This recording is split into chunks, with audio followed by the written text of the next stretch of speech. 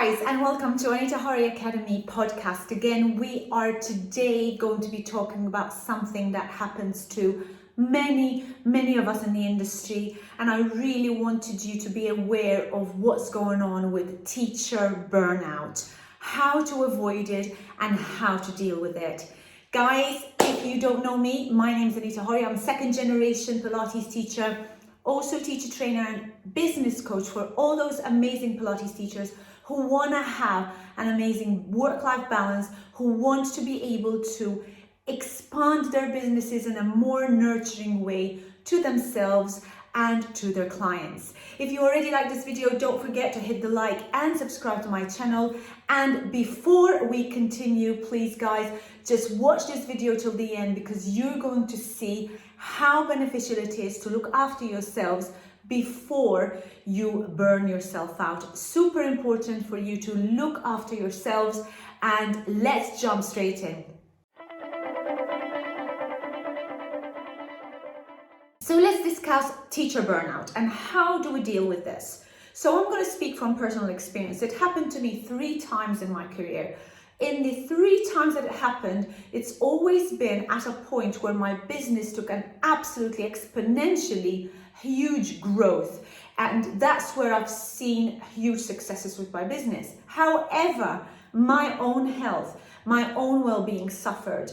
And that's not something that I would encourage any one of you to do. When you're a Pilates teacher or a personal trainer or a yoga teacher, this service industry, the industry we're in, our job is our life. Our job is all about serving others. So it is so easy for us to get burnt out when we're all out there looking after other people. So your dedication is unreal. You have 1000% passion on what you do, but it's starting to hit you because you're finding that you're not able to work out yourself.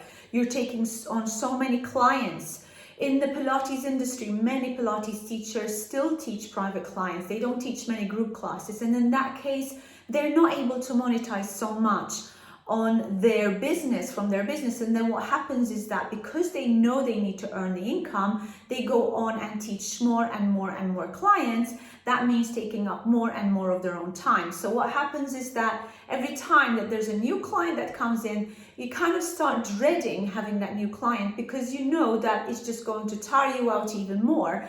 And because you can't say no, or because you know you need the income, you're going to end up burning yourself out. I'm sure this is something that many of you can resonate with me. And if you are new into the industry, this is something that you should be watching out for. So to avoid burnout as a Pilates teacher, you should really set yourself some boundaries. That's going to be a big priority. So knowing when to say no, knowing when your schedule starts and it finishes. Also understanding that you're communicating well with your clients to advise them on when you're available, and not to budge from that. Not even if the client says, you know, you're really good, you're such a sweetheart, I love what you're doing to me, could you please do this for me just this once? You know, please don't get pulled in by these requests, because these guys are the ones that are going to keep pulling you in at times where you're just despising the fact that you're saying yes to them. So take it from me, it's not going to help you in the long run if you do say yes to the client, even if it is because you need the income. Now, what happens when you do say yes to these people? You're just going to keep despising your time with them, and then that's going to be affected in the way that you're teaching them. So how about, instead of doing that, you get those boundaries set up. You always try to diversify your workouts, so making sure that instead of having one person in your class, maybe you could add more semi-privates. If you are teaching semi-privates, then what I suggest is that you start taking on maybe group classes, or diversify your schedule where you have X amount of group classes a week and fewer privates. So in that case, you're going to be earning more per hour, meaning that you're going to have more time for yourself, because then you're going to be able to shed those unwanted hours from your schedule and focus entirely on yourself. And I'm saying this, and I want to put a lot of priority in saying the time for yourself, because this only and truly is what is going to help you avoid burnout, and if you are going through burnout, recover from burnout. There's no other way about it. So if you feel you can't do it because your clients need you so much, you really need to look at that schedule. I really want to explain what burnout is and how that feels in the sense of physical limitations that you might have as a teacher, and figure out whether this is something that you're going through and whether it truly is burnout. So burnout is a state of an emotional, physical, and mental stress, and really occurred through continuous amounts of stress on your body and on your mind. As a teacher, you are continuously looking out for other people. You are looking to see how you can create transformations for other people, and you're not just physically active, okay? Whether or not you're giving tactile cues to clients and moving around in class, you're also mentally active in trying to figure out what is going on with the client's body and how you should be improving them and what kind of exercises you should be giving to them. So your mind is continuously going through excessive stress, and top it all up with maybe having personal stress at home, maybe you're having children's stress, family stress, husband stress, financial stress, whatever that might be. All that can mount up to create this excessive stress on the body to then eventually turn up into a burnout situation. So when you're feeling overwhelmed, what's going to happen is that you're going to have all this stress mounting up on you, that you're going to feel that you can't even cope with the day ahead. So you're waking up in the morning knowing you've got so many sessions, knowing that you've got so many things to do in your life, and you just feel, I can't cope. I just can't cope with all this stress. I need help. And many times I felt this myself. This was when the first burnout that I had was when I felt that, when I realized rather, that I needed to change the way that I was actually teaching. Instead of doing the private lessons, I needed to increase more people in my classes, and changing it to a group situation so that I'll be able to earn more. Then the second burnout came when I grew so much that I needed more help, and I needed other teachers to come in and help me in the studio. So this is something that gradually builds up on your body, and that's what I'm trying to say in seeing the stress, seeing how it changes your body, and seeing that you're overwhelmed, even not having any energy to work out yourself. So what makes us Pilates teachers really susceptible to burnout? The first thing is that we have high emotional load on ourselves. So we are here dealing with creating transformations. We're here to help others. So there's an emotional pressure on us to make sure that the person we're trying to help is going to achieve a transformation. If their goal is to remove their pain, we're going to be 1000% focused on helping them to remove their pains. And we're going to do whatever we can with our method, in our work, to help them. That might also mean that we have to source other people that will be able to help them. Maybe you need to see if you can refer them to a physiotherapist, and then who's the best person to help them. So there's a lot of work involved in outside the session that you have with your client. So this is something that I know I've done, especially early on in my career, when I wasn't quite sure how to be helping the client, or maybe whether the exercises that I was giving to the client were suitable for him. And then what happened is that I would be sourcing out other Pilates teachers, more physiotherapists, if there's any person from the medical world that I knew would be able to help them. And I would be going back and forth with other people to see how we could together create that transformation for the client.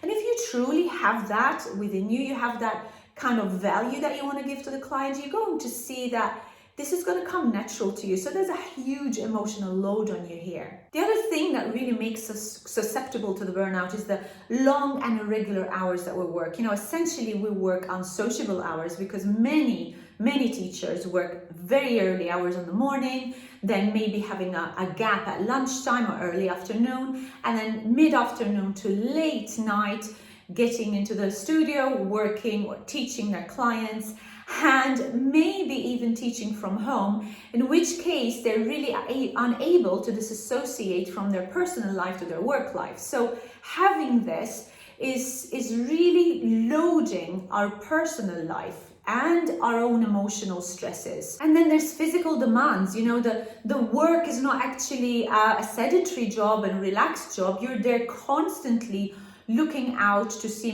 whether you're able to help the client by spotting them, physically spotting them, maybe showing an exercise, maybe you're able to do part of the workout with the clients, although in classical Pilates we don't actually work out with the clients, but if need be, if we have to sit there and explain the exercise and go through the exercise with the clients, then we're going to do that. And when you think about it, even if you don't show the exercises to the clients, you're there working all day, you're on your feet, you're constantly moving, so there is a physical demand on your body as well.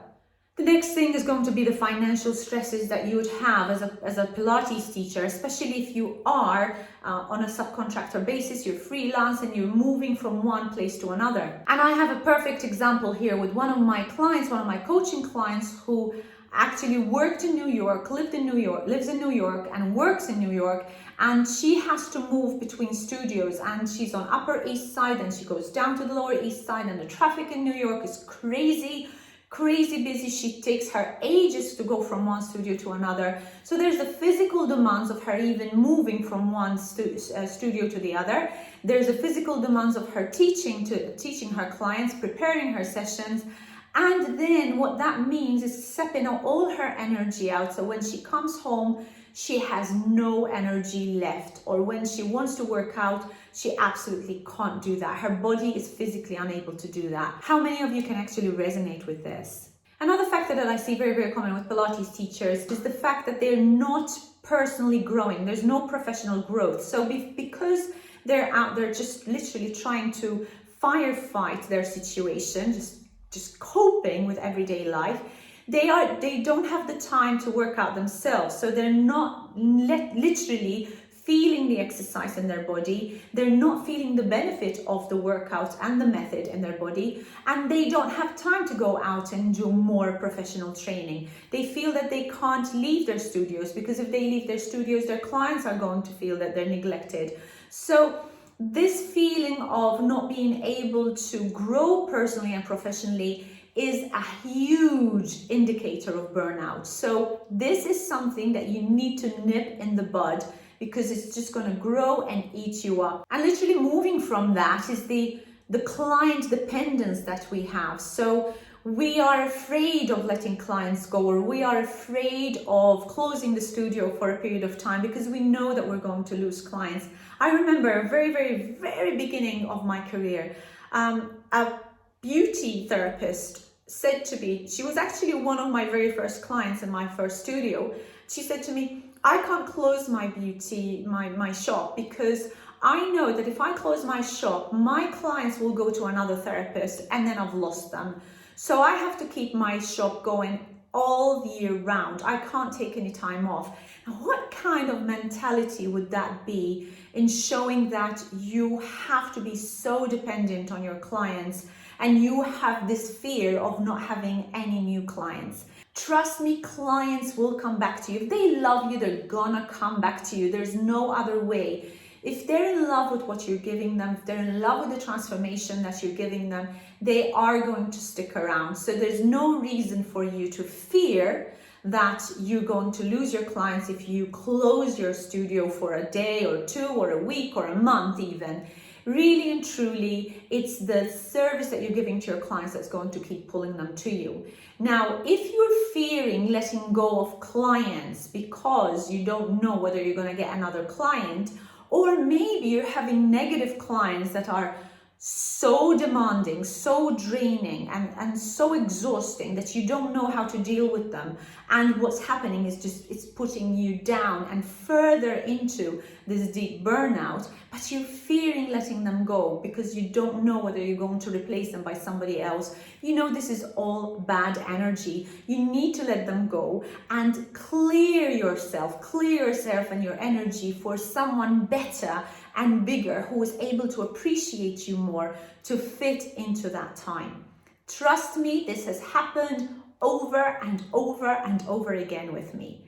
So it's just a case of feel that confidence, be aware that you have got a skill that people want. You have got a gift. You've got this gift that you're helping people, you're creating transformations, and you need to believe in yourself more to know that there are people who are going to love you, who are going to want you.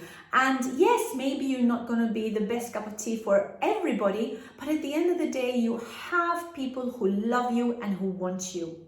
And that brings me on to your own self-care. So if you have absolutely zero time in your week for your own self-care, you are gonna just spiral down into a huge burnout.